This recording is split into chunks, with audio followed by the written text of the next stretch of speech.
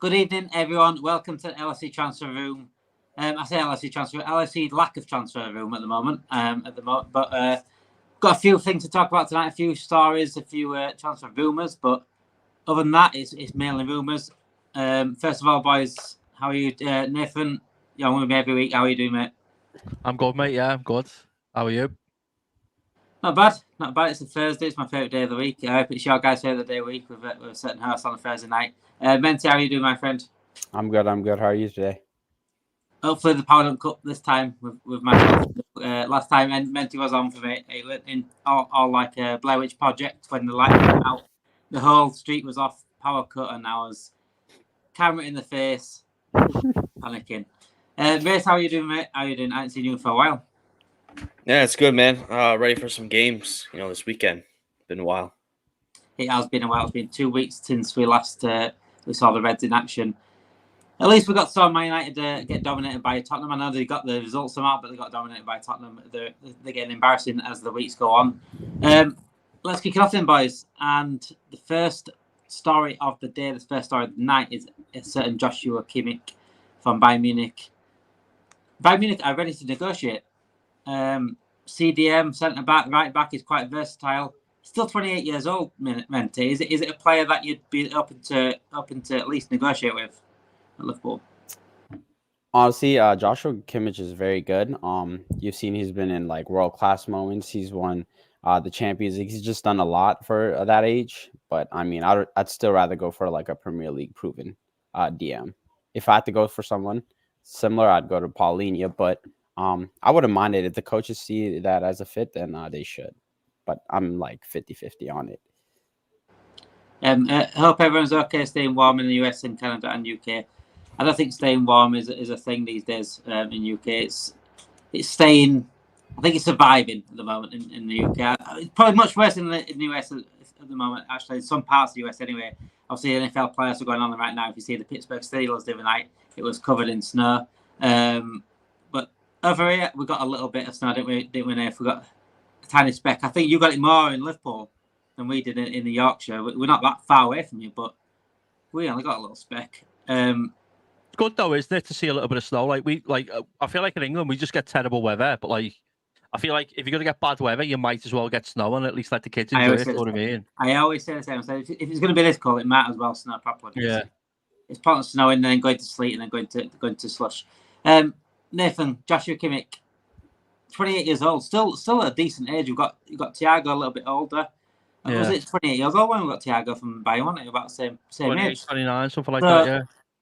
You can't, experience like that coming in with Thiago going to be leaving at some point. Is it a decent deal for you going in for someone that experienced that can play quite versatile? Obviously, it's not going to be the main guy, the CDM that I want, but it's definitely a decent look at. I think in terms of a player. I think it all depends on how much he costs and how much wages he'd be on, really. I've done a tiny quick little Google there because I didn't know how good his injury record was, but he's only ever missed more than 20 days of football twice in his career. He's never missed more than 50 days, and ironically, he's been injured 4 times this season, or he's missed games 4 times since October 2022. Sorry, and 3 of them have been down to illness. He's only actually missed games once. He's only actually been injured once in 2 years. And ironically, he didn't actually miss any games. He had a muscular problem, didn't miss any games whatsoever. So I think one of the main things that we obviously are always hesitant with at the minute is when you're buying slightly older players, is how the injury record is. Kimmich has done it at the top. He's great. He's a fantastic player. And I think if Liverpool, if we could get a similar deal as what we got with Thiago, 30, 40 million, and we know the money's there because the money was there supposedly for Casado. I don't see why not. But it's like, I just don't think we would do something like that. I just think Thiago, again, like I said, his injury record's different, but I think Thiago was kind of like when we went round the box to kind of pay a little bit more for the player. That's not normally what we go for in terms of age. And we broke it down to, was it 5 million a year, I think, for Thiago? Yeah, something like that. I don't see Liverpool going for him, but if he's available and Bayern want to get rid of him, because he wants to leave and he's available for 30, 40 million max, and he's happy to take a contract that's not too high, I'd definitely go for it, because he's at the level of CDM that is up there with the best in the world. Like, that's how good he is. So, and one thing that we can say is that, he, like you said before, he's very good in terms of like his flexibility to play a couple of different positions. And one thing that I think Klopp and Liverpool and SFG like to go for with Liverpool is players that can play multiple positions. And one of the key things is he can play right back as well. So let's say in a game he wanted to play Trent midfield, or he's going to play that role that Fabinho was doing last season and Endo's doing now, the 6 predominantly.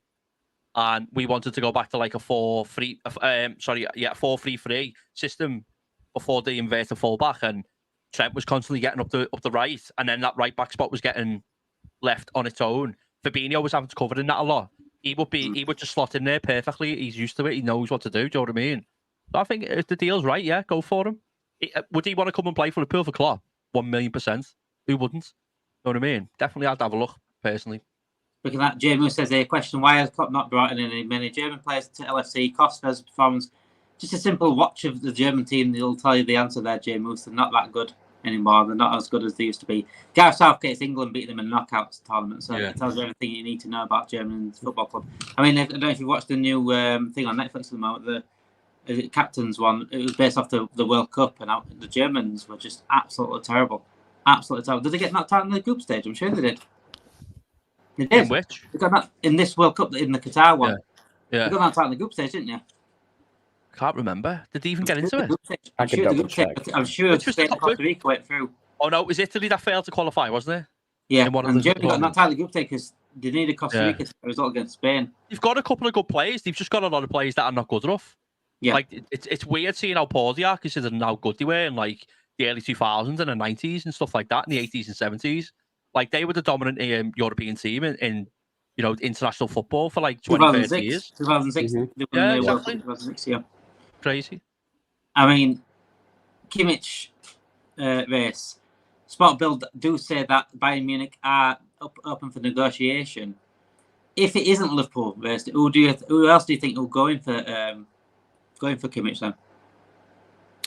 I don't know, and that's the thing. I'm kind of with it comes down to price, how much he's going to cost, and what other offers on the table for Bayern. I mean, it could be a situation where his contract expires next summer in 2025, and they're looking to offload him. But if there's no real interest, that's where in a bargaining and negotiation we can kind of maybe get a price down. It certainly it looks a lot like the Thiago deal we did a couple of years ago, where we take a player that is in an advanced age and is kind of a win now type of player. You hope that you can just kind of plug and play him.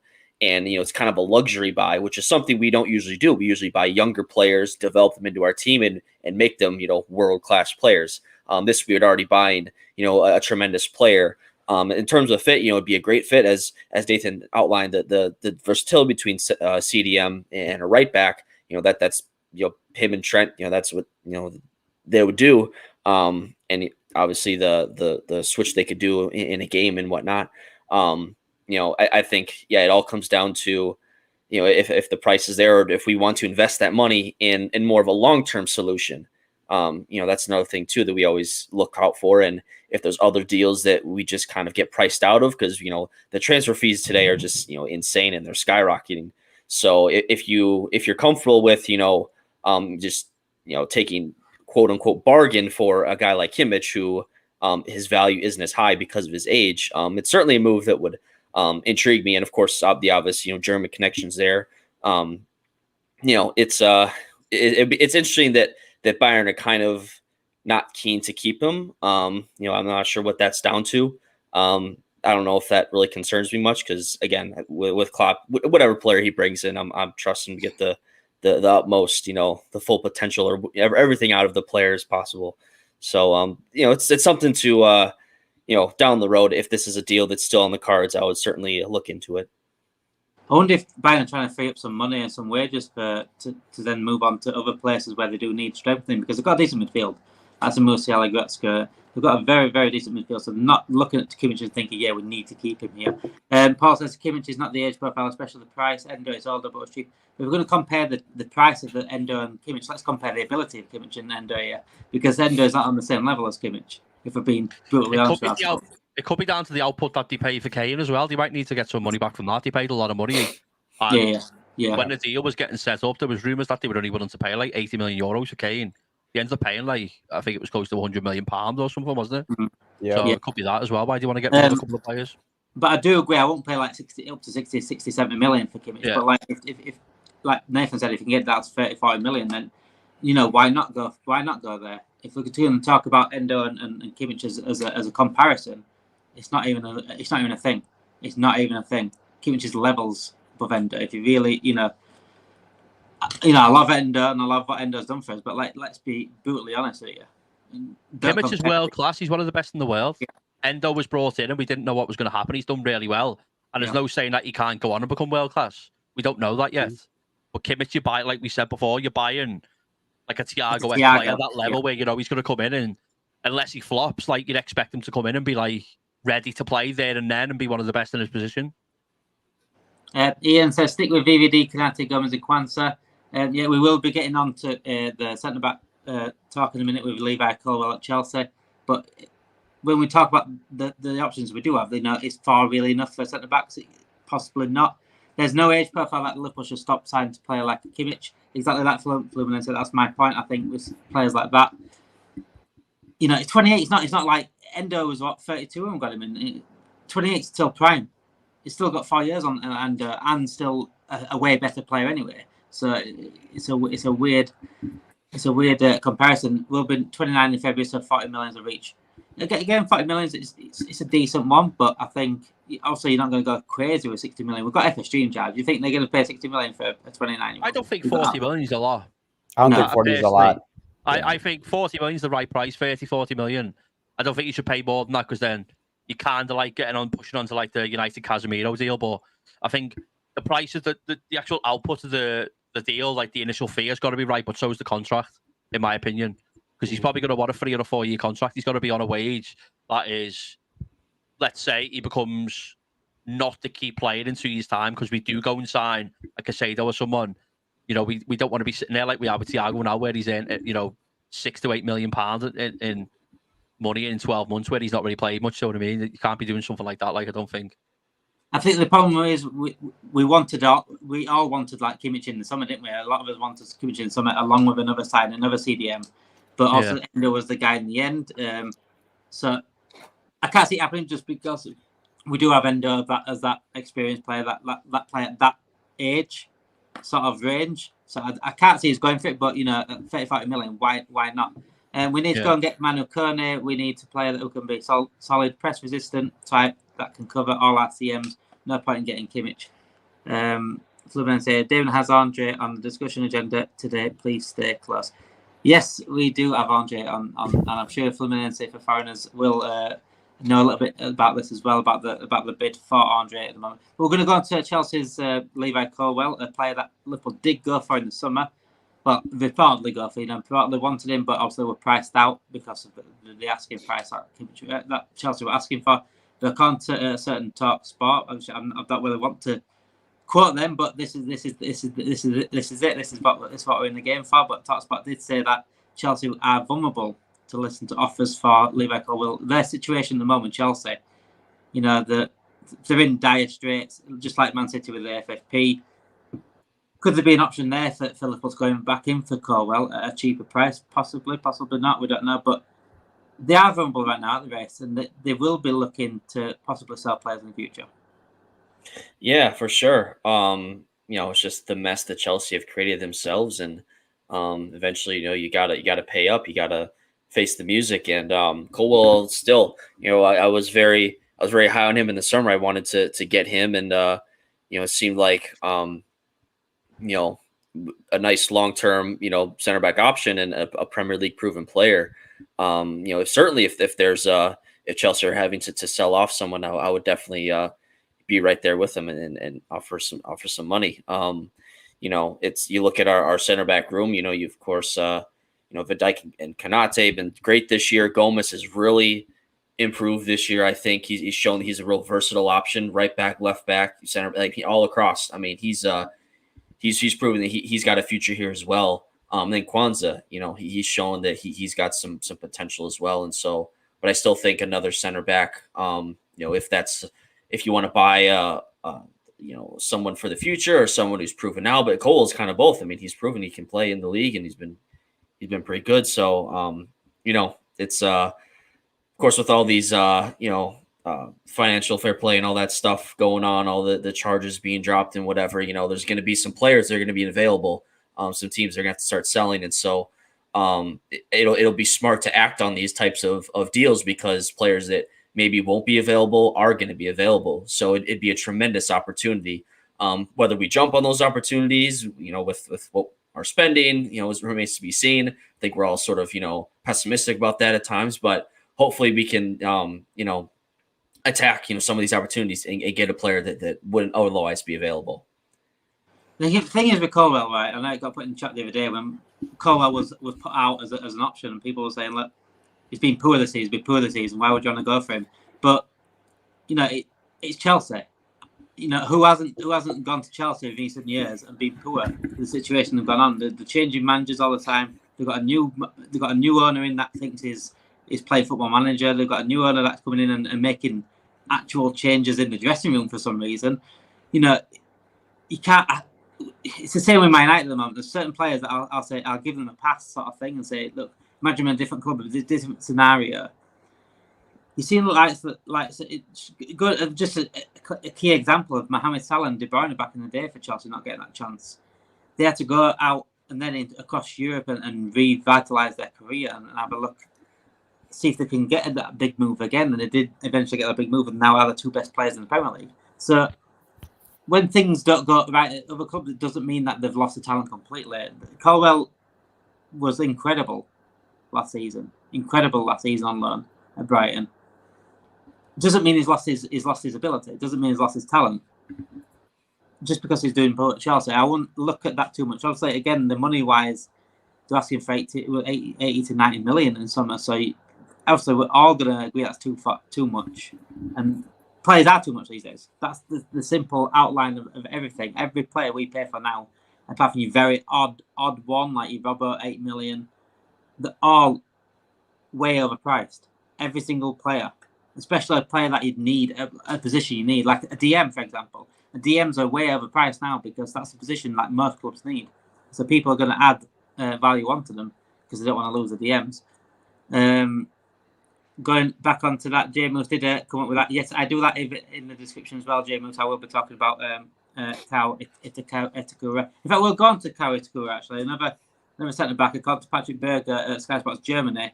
Liverpool and Spurs are interested in the player, Menti. Colwill or Itakara? Itakara is a bit more versatile than Colwill in terms of he can play DM and centre back, but Colwill left back and centre back. If they're both priced around the same amount, it's not going to be the case. Colwill's going to be way more expensive. But say Colwill 60 million, Itakara's 30-40 million. Which way are you sliding? I still will go Colwill just because last year, just like you said, he was actually a fantastic player when he played at Brighton. I've watched several Chelsea games this year. And when Chilwell got injured, he's literally been playing left back. He hasn't really been playing left center back, his main position. So if you look at his statistics compared to other center backs, like touches, 88%, chances created, 82, and then aerial duels, 85. That's at left back. His passing is fantastic. So I feel like he'd work very well in the system. Kwanzaa's really good, but I think Colwell's passing is just slightly better. So I would go for Colwill just because he's younger. It seemed like in the summer, the coaches wanted him as well. It's just Chelsea, wanted to keep him. Thanks to FFP, if the price is right, I say bring him in. It's only going to be a good competition. It's not going to hinder Kwanzaa or anything. It's only going to make Kwanzaa better. You saw the interview where he said I was going to take his spot anyways. I just think good English players need to play against each other. We got some great veterans, so it's only going to help. So Colwill is my choice. Do you agree, Neff? Do you agree with Colwill over Itakara? And obviously, James said here, Yoro and Mantia. There's also Incapi as well by Leverkusen. Inacio at Benfica. Spinal been it. Spinal's been, and there's who's at Benfica now? There's that's something about. Is it Fernandez at Benfica? It's Antonio Silva. Yeah, Antonio Silva. Silva. Yeah. I'm thinking of the midfielder Fernandez. Which way are you sliding then, Colwill? It's a hard one. I think Colwill's a really good player.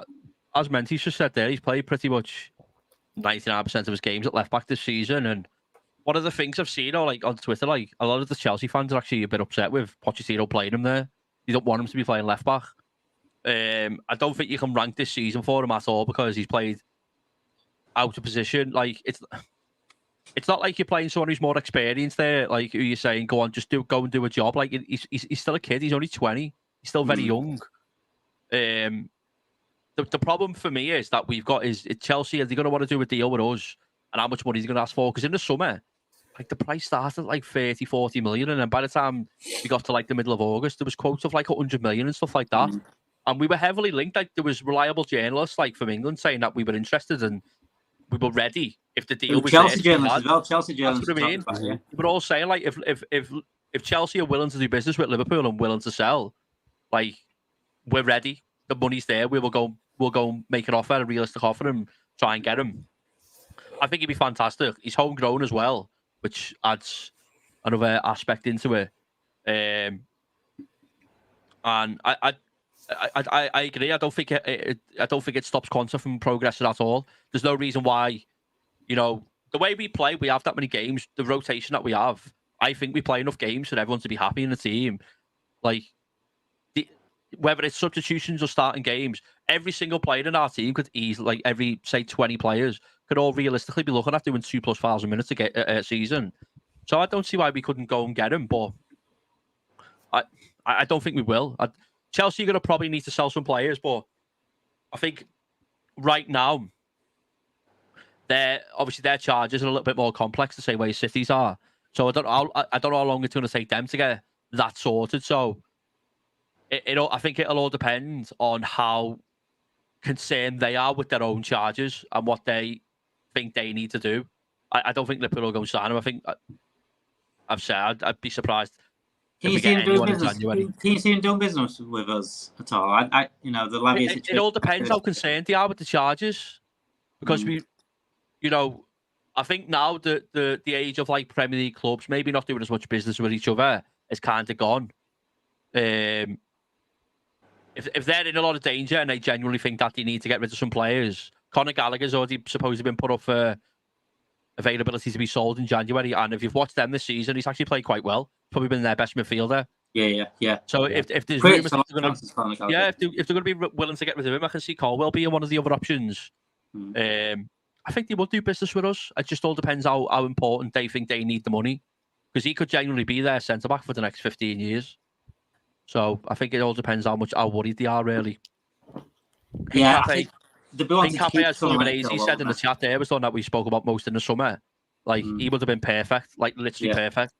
Slotterbeck wouldn't have been too bad either. There's a few options there that you can't look at outside of the English league. Like, I think Nkapé will be the one that Liverpool do eventually go for. If they do go for anyone, I think Nkapé will be the one, because of the connections. Obviously, with Xabi Alonso would be quite easy to make by Leverkusen. But obviously, they're not going to go for him now in January because of the title challenge that Xabi Alonso's got a Leverkusen into, and that's understandable. And if we're going to wait till summer, I think Nkapé should really be the one.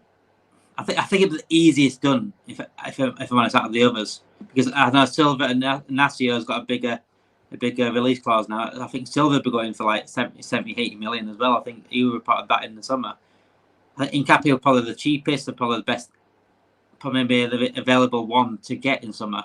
But again, it all depends on how Leverkusen do. If they do win the league this season, do they miss out on the league this season and want to keep him to win the league next season because they want to build on? We don't know until the end of the season until summer comes up. He's the most flexible as well. Like in terms of like someone that can play left back and centre back. Out of the choices that we spoke about, most of them are predominantly centre back. He can play left back like a normal left back. He's that good there. Yeah. So that's why I think it could be. It just all depends. Like ultimately, if we're going to go and get him, it's not going to happen. But if we sold maybe Costas or someone, that might push us into going to buy someone like that who could obviously still debutise Robertson, because I still think Robertson's got a good few years left in his legs. So I think it just all depends, really. I think the money, who's willing to do business, and then what we actually need at the time, because I think we all agree we do need another centre-back. So it's People interesting to forget see what that. we do. People forget that like Gomez and Konate are injury prone. People seem to forget this. They count them as like full, absolute options are going to be available every single week, but it doesn't work like that. You know, this is why you need 4 or 5 centre backs, because we went into that season. I still go over that season because it was just ridiculous that we went into that season with 3 centre backs and 2 of them being injury prone. That was a ridiculous throwaway season for absolutely nothing. And then we cried about injuries and said, "Oh, they're injured." Well, don't go into a season with 3 centre backs, 2 of them injury prone. It makes 0 sense. Even like business wise, it makes 0 sense. It makes absolutely 0 sense. Itakara race. I'm presuming not know much about Kou Itakara. Is the Japanese centre back that can play centre defensive midfield as well. Mönchengladbach. He's been playing brilliant for Japan. He's been playing brilliant for Gladbach this season. But do you think he's a player that Liverpool should go for? I mean, Klopp does love a Japanese player every now and then. And can we get another one in through the door this summer, or maybe in January if we put the bear? Yeah, I don't know. Yeah, I don't know much about him, to be honest. But you know, if we know of course, the Japanese players that we do bring in always work hard and all that. Great players to have in the dressing room and whatnot. Just looking at him, 26 years old, in the Bundesliga there. It's again one of those things where what type of player do you want to bring in? Do you want to bring in someone who's a long-term solution, someone for the future, or someone, kind of in a win now mode? And I think there's certainly a case to be made buying a player, that's kind of in a proven player in himself. And then, you bring him in to just kind of solidify the depth that you have. Because, Van Dijk and Konate are certainly still, Van Dijk especially, still has a few years left to play, at a top level. He doesn't show any signs of slowing down. And of course, Konate, still only 23, 24 years old, something like that.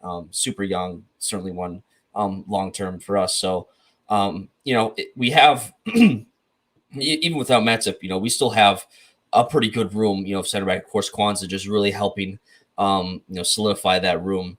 And so, it's, I'm open to any sort of addition to our center back room, because we definitely, we need someone, because, with the many games we play, of course, injuries pop up. Konate certainly has shown some, pick up a knock here and there. Gomez too has had some long-term injuries. So, it's a position we definitely need to add. If not this month, certainly in the summer. I think Van Dijk can get in the younger, is he? Yeah, exactly. He could certainly hit that age where he could start breaking down, and just at the top level, even if he drops off a little bit, you want to give him that rest. You don't want to run him into the ground, when he's 34, 35 years old. You want to give him some rotation. So certainly bringing in a player will help with that. And I think that will be, if we don't get the number 6 sorted out, I think certainly center back is a priority for us this summer. I certainly expect us to add in that department, especially with this uncertainty with Gomez's future and Matip with his long-term injury. Fluminense says here the problem with Konate are injuries. Availability is a quality too. Yes, we need players available. It's as simple as that. Thiago is still out and out one of the best midfielders in the league, and probably the best midfielder we have, and we have had in the last 4 or 5 years. Easy, but maybe in 10 years, including Ronaldo and Fabinho. But him not being available, I don't count him as an option. And it's so key that people remember this, because when you're going over the like last season we went into the season with eight midfielders and said we've got more than enough midfielders, but looked at midfielders. You break it down. Oxlade-Chamberlain's injured half the time. Keita's injured half the time. Curtis Jones were coming through. Harvey Elliott was just a young lad. Hendo Jones was getting a few injuries as well last couple of years. He's been getting knocks. Yeah, he has been getting knocks, but he's still a young lad. He's still a young lad, and Elliott was a young lad. Henderson had dropped off a cliff before. Fabinho was the only one that came into that season. I say I can guarantee on Fabinho playing well and being available. Yeah. Last season, that was 1 out of 8 midfielders, and people were happy to go into that season with them midfielders, with those midfielders as options, and said we've got more than enough. We've got more than enough for 8. Break it down. It's not hard. Use your eyes, watch the game. See, it's not 8 quality midfielders that we could have gone into that season and relied on. Not a chance. And it's the same with the centre backs. How can we really rely on these centre backs as a whole? We've got Konate. Konate is injury prone. Unbelievable. One of the best centre backs in the world on his day. Van Dijk is the only one that really can possibly fully rely on. Kwanzaa, again, quality, but he's just a young lad. You can't rely on young lads all the time to come through, and they need that time to come in, but then have a bit of time out as well, because inconsistency will come with young lads. But being straight into the first team, unless you're absolutely special, back in the day, like Gerrard at 17, you need to be like generational. Trent when he was young, and again, like going back to Wayne Rooney when he came through Everton, Man United signed him at 18 years old. He was a different gravy.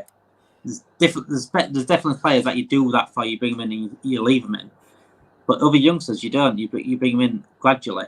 And when you've got injury-prone players as well, it's hard to do that. This is why we need options like Nathan said. It's not even like options where they're going to be coming to sit on bench. They're not going to be coming to sit on bench. Diaz didn't come to sit on bench. He came in as a left winger. No, Mane was on the left wing. He came as an option and to fight for that spot.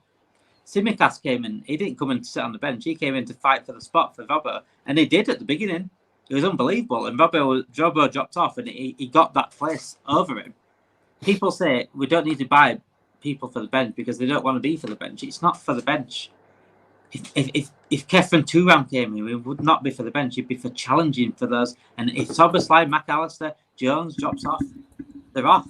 There's more than enough minutes in the season anyway for a team like Liverpool competing for 4 trophies. Exactly. To play them. More than enough. It's like this season, I don't know about you, but I feel like Gakpo doesn't feel like he started many games. And I'm sure if you go on the internet and have a look, he's probably played, like, if you'd actually have a look at his appearances, he's probably played like 15, 20 games this season, or if not more. Like, to be the best, you've got to have good rotation. And 5 substitutes. They're getting the minutes. That's what I mean. You've got to have good rotation. You've got, like, even with Van Dijk now, like, Van Dijk for me is the best centre back in the world, and I think this season he's showing it again. But why not get someone in that can come and push him as well? We see at times where, like, he's too calm. You know what I mean? And he could have. I don't think he has, but he might have that. That thought in his head, thinking, well, I'm guaranteed to start every week. I'm the captain. I'm fantastic, which he is. But ultimately, if you've got someone that's a very good player pushing you, you might get an extra 5 or 10% out of them. You know what I mean? And it's not a modern game thing either. It's not a modern game thing. Go back in the 90s. Look at Alex Ferguson's striking options. He had York Cole, Shaw, Sheringham as a four striker for 2 positions. It's not a modern day thing. It's all been in football where you need rotational players. You need players that can push for just challenge. Keep each other on each other's toes. Jamie says here, please smash the likes and subscribe. We have about 30 subs off. I think we're about 35 subs off 10,000 subscribers, which is unbelievable. And we know what happens when 10k subs come around. Things happen. People have to talk about poems. People have to do quizzes, and we do something special for the 10k if we do make the 10k. Hopefully, the challenge Jamie says the challenge is planning many cool things to commemorate. We are always planning cool things. I'm always trying to come up with new guests, new ideas for the podcast as well.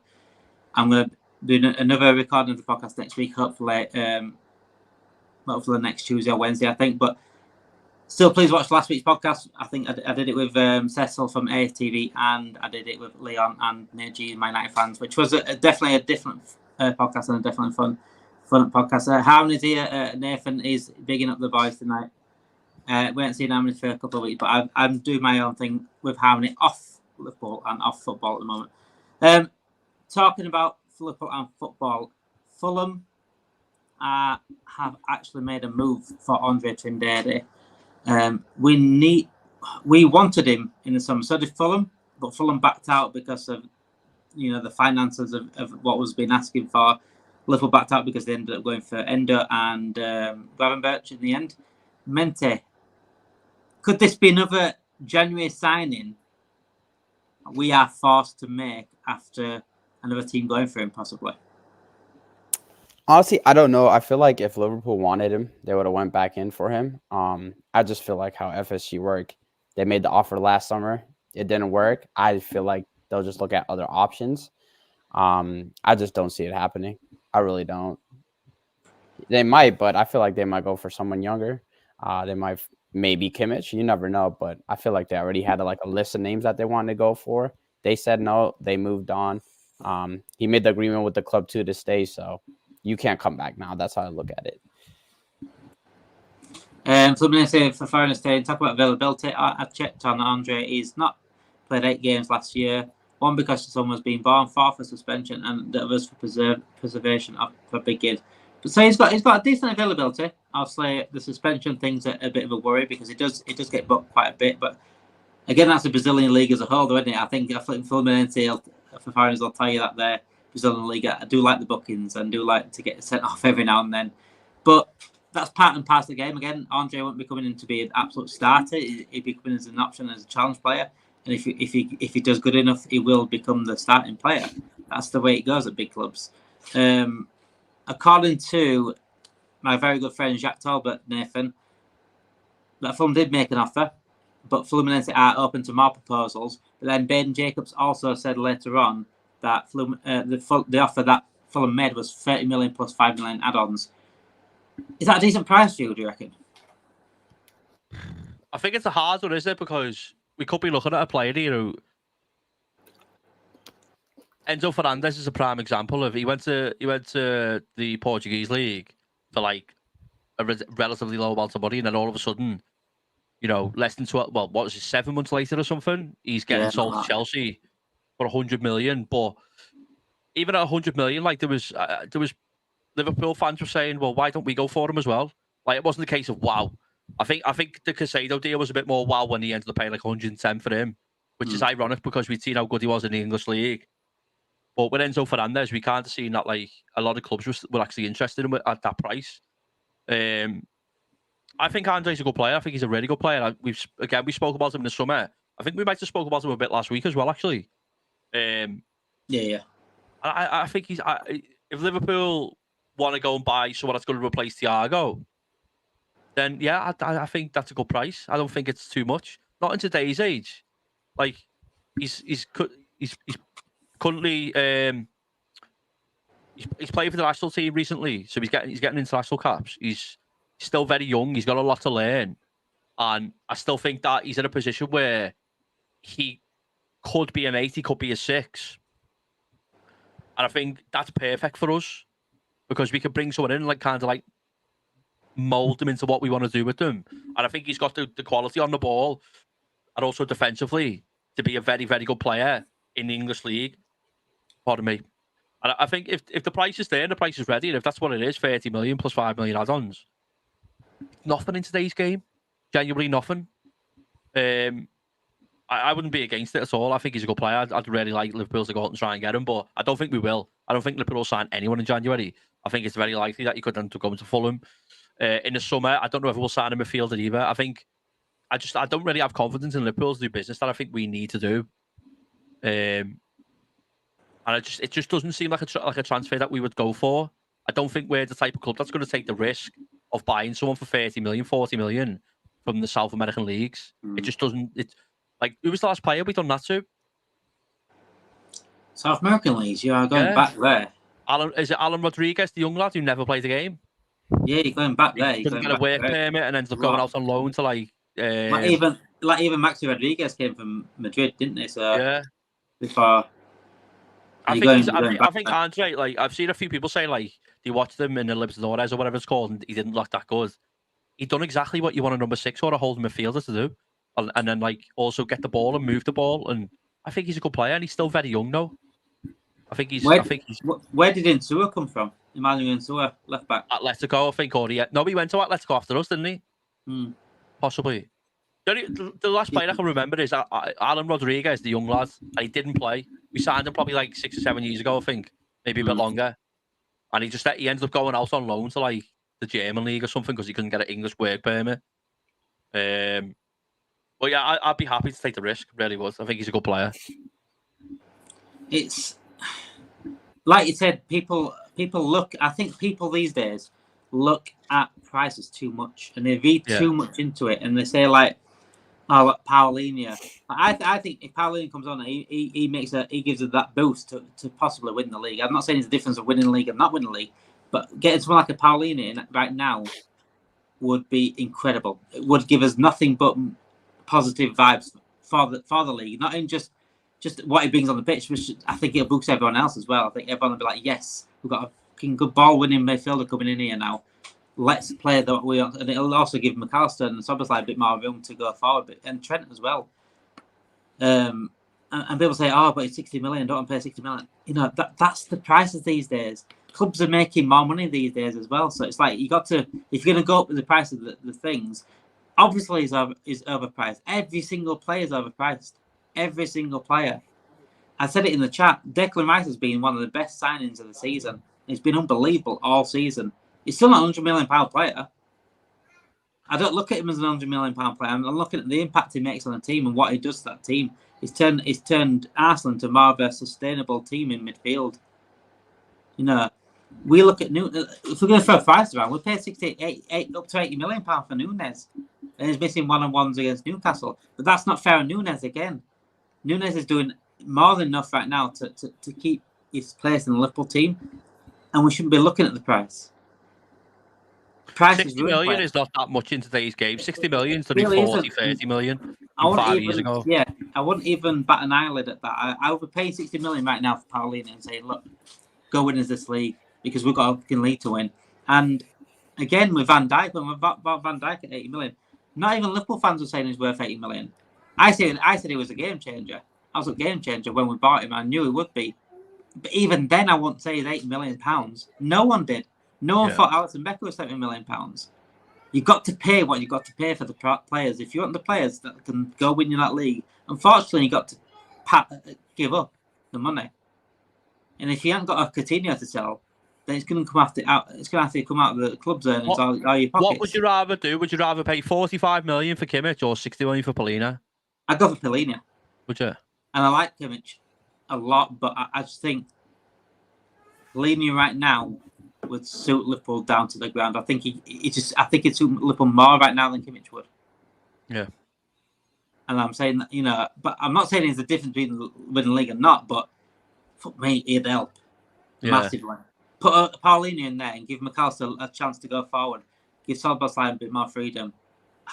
Honestly, I'd put us favourites to win the league. Put it that way. I'd put us favourites.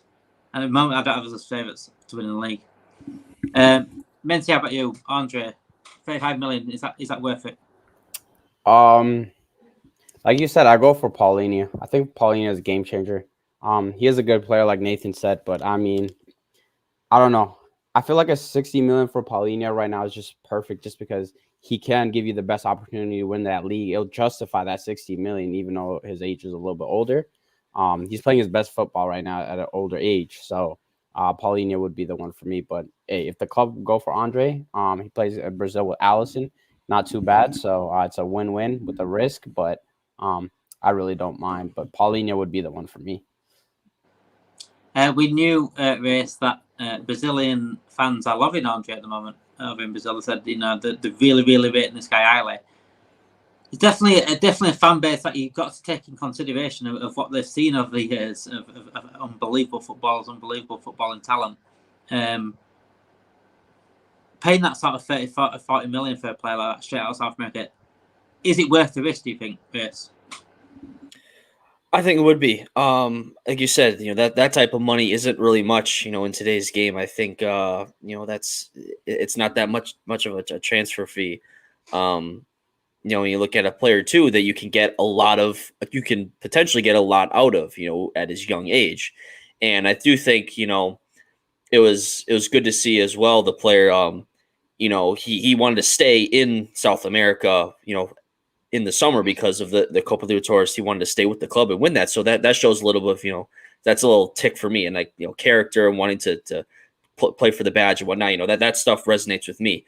I think, I don't have any issues with us spending some money on a quote unquote unproven, league or player and bringing him to the Premier League and getting him right. Of course, we've been the Brazilians we have over the years, they've been great for us. It's, we just something about them we get the most out of. out of them. It's unfortunate that it seems like we're, at least for me, I think we're kind of out of this deal. It's the most predictable thing ever that, we don't get him in the summer, and then there's rumors of, we'll go back for him in the winter. And I'm just like, a lot changes. Don't count on it. We all said this last year with Bellingham. It's not, it's not going to happen. So unfortunately, that has come to fruition, I think. And, it's certainly with Fulham going in for him, I think that certainly hints at Polina's exit. And if we are, make him run it at Polina, I think, for that price, I'm with you guys too. The 60 million for him, I think, would be a really good buy. I don't know if it'll happen this window, with a lot of moving parts. Of course, Polina almost left, for Bayern, in the summer, but that didn't happen. It broke down at, the 11th hour there. And so, there's certainly an opportunity to go back in. And then, as we talked about with Kimmich earlier, you have, Polina versus Kimmich, who would you rather take? And so I think Polina would be my pick just because of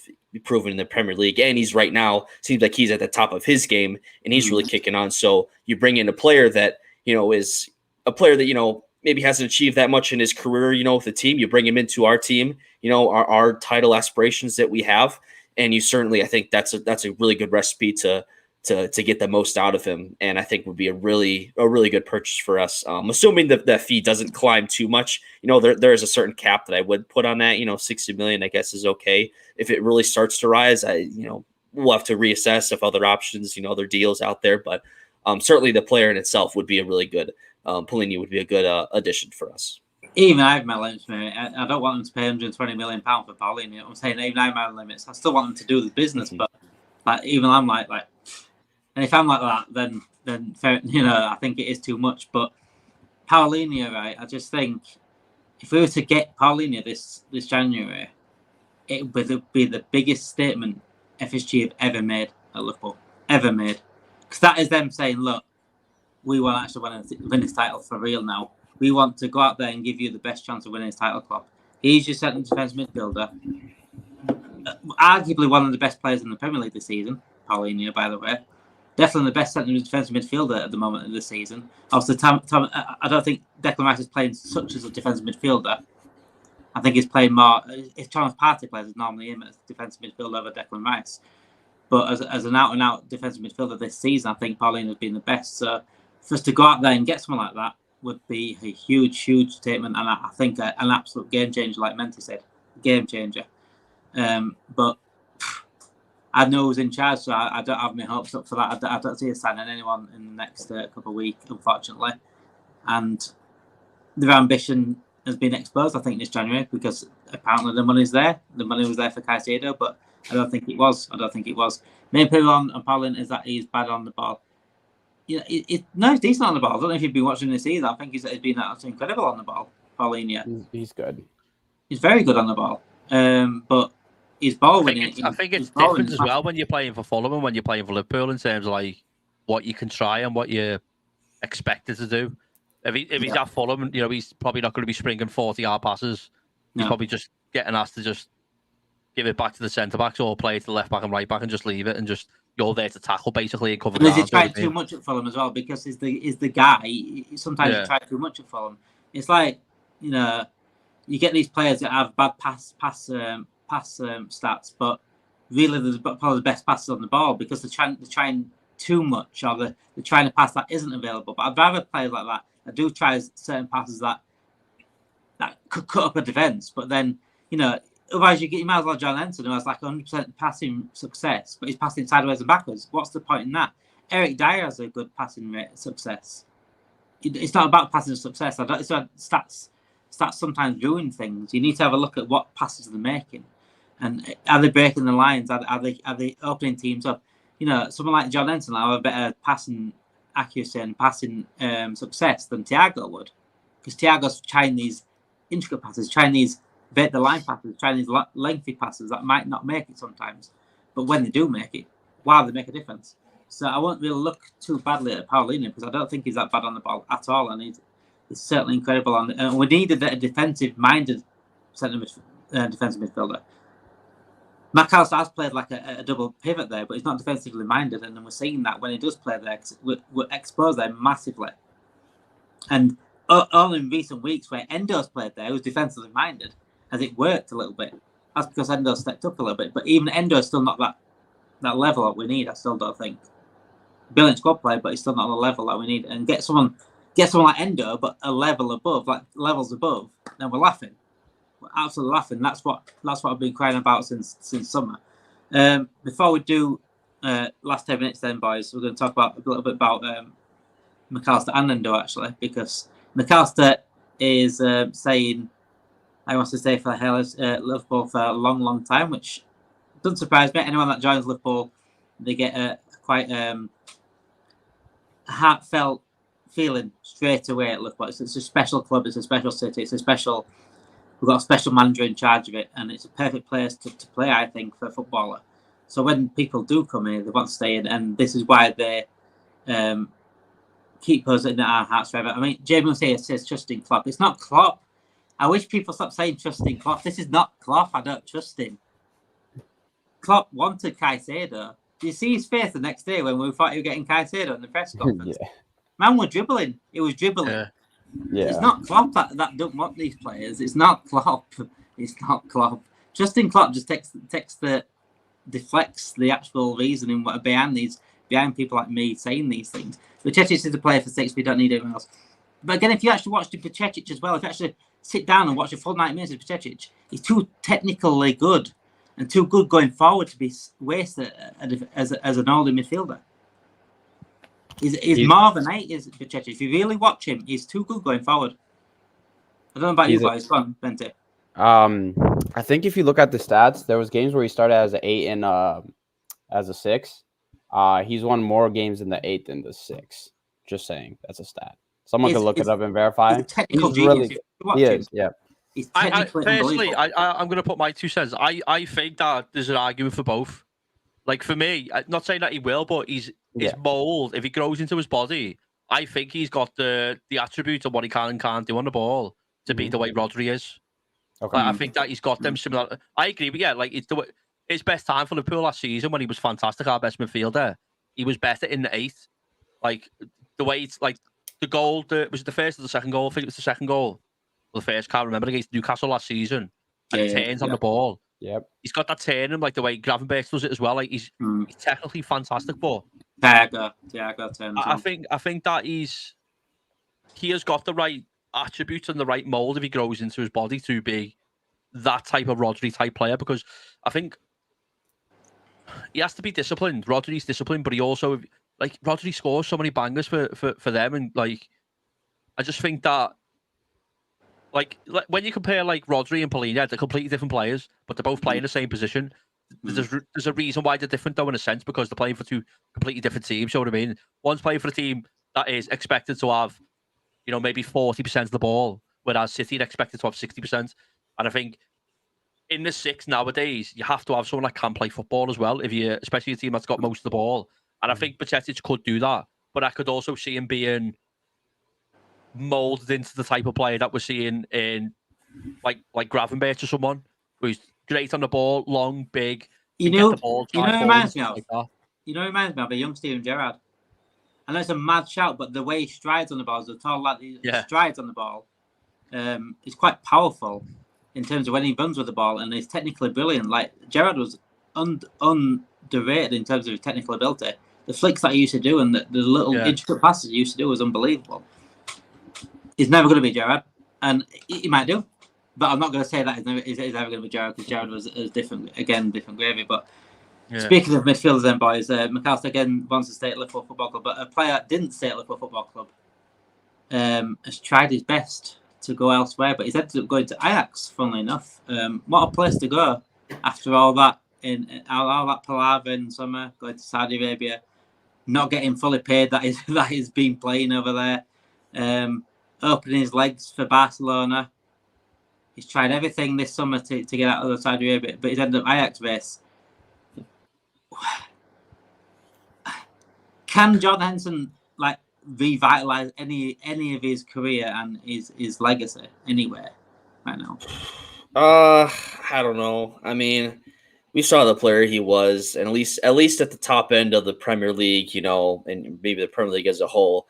He just didn't show week in, week out that he could really, put in a good shift. I mean, he had some good moments. Don't get me wrong, but I don't know. This is definitely, tainted his legacy a little bit. Leaving the club to go to Saudi Arabia. It's not like he left, Liverpool to go to, back to Sunderland or some other smaller club. Like he left to take a payday. I mean, that's straight up. That's what he did.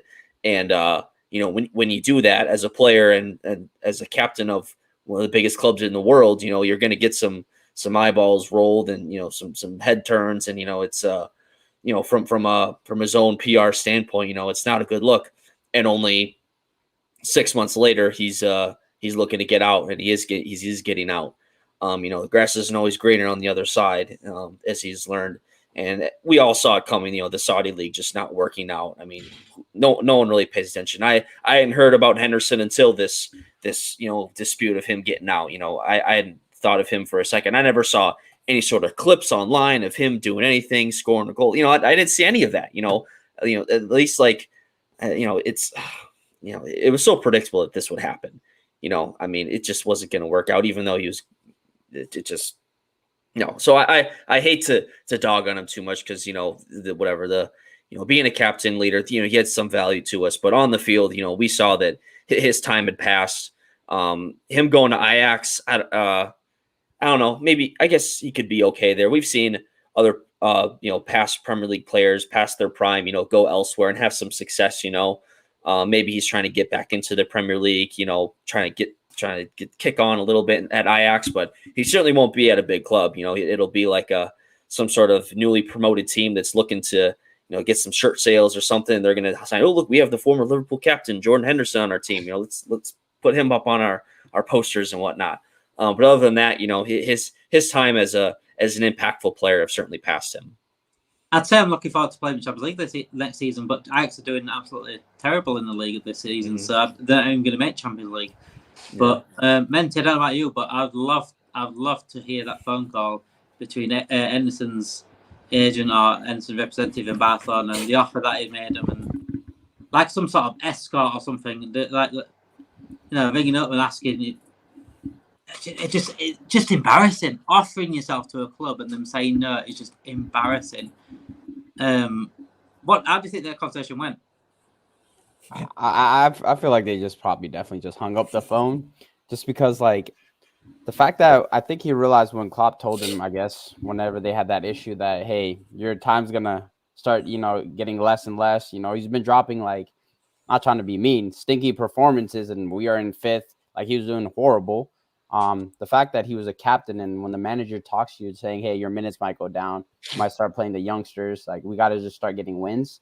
I think that's where it went to the left. And then he was like, oh, let me go to Saudi Arabia, make some changes for rights, all that stuff that he just, hyped himself up to just leave 6 months, offer yourself to Barca. So embarrassing. I mean, Henderson, to me, I don't see a way for him to make that up with the club. Hopefully he does in a couple years, maybe 10 years or something. He'll come back, but he's dropped too many performances, and I don't think he's going to help Ajax. They will literally see the performances he was dropping for us. He's just going to do it over there. That's all I see. Yeah, I can see him returning to Sunderland as some sort of coach, manager, something, and there being a documentary about it. I mean, the Sunderland Till I Die thing has just released the third series of that coming out. But I can see John Henderson be like a reality TV guy. I don't know about you guys, but I can see him being a reality TV inside John Henderson's house, being a Sunderland manager, something. I don't know why I can see that, but I can. It's just PR madness is John Henderson, and that'd make complete sense because people.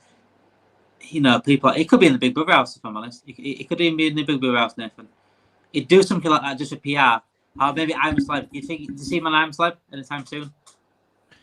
Well, what's his name? Didn't he? Who was the politician that done it recently? Farage. Yeah. Yeah, so he done it, so you never know. I kind of disagree with you a little bit. So I do think he'll make an impact at Ajax because not down to his ability, but I've been having a little look recently the last couple of days since he's been linked with them. And if you look at some of the Ajax fans are actually happy to get him.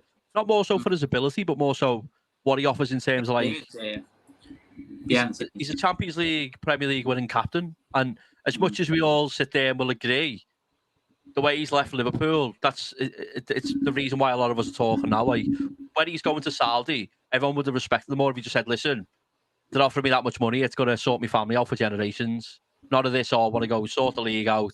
I want to do this and want to do that. What have you?" He would have been more, happy for him to just admit it. I'm there to benefit me and my family for a long time. But I think in terms of what he offered for us, he was never, apart from maybe one season like 2019 or 20, was it?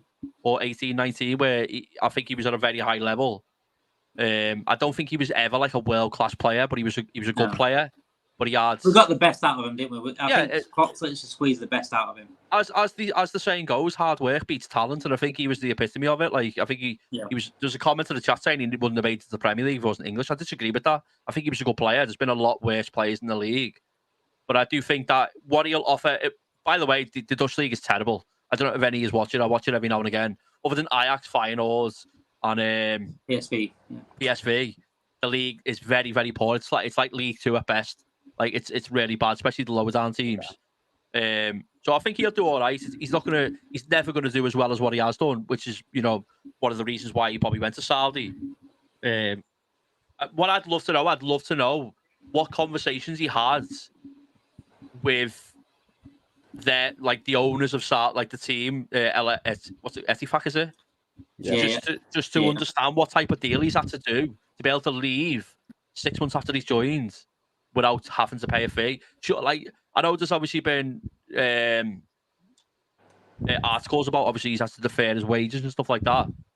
Surely he's had to I've got a feeling we're gonna in 6 months' time we're gonna get like a statement or an interview of him, and he's gonna be sitting there talking, and I think he's gonna big up the Saudi league, say it was fantastic, and I think that's probably one of the reasons why he's been allowed to leave for nothing. A reality show, mate. It's a reality show. Yeah, that's what I mean. Like it wouldn't surprise me if he comes out and he does something where he publicises that league and that place to be fantastic. When I've never been there, I can't talk about it. But what we see, which is the same as every country, a lot of the human rights stuff going on there is not meant to be great.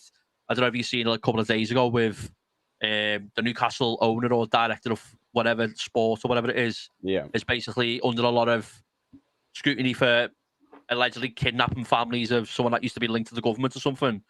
It's a place that is not portrayed to be a nice place. So it wouldn't surprise me the way he's shown himself, especially this last 6 or 7 months, where if we see him come out and pick the league up in the country, when ultimately I think that one of the reasons why he has left is not just down to the football. I don't know whether his family were there, but it could be because his wife and that didn't like it there and he wanted to move away. Again, like I said, I'm not trying to slag the place off. I've never been there. At the end of the day, we only know what we see on the internet. It's a far, far place away. It could be a lovely place, but I think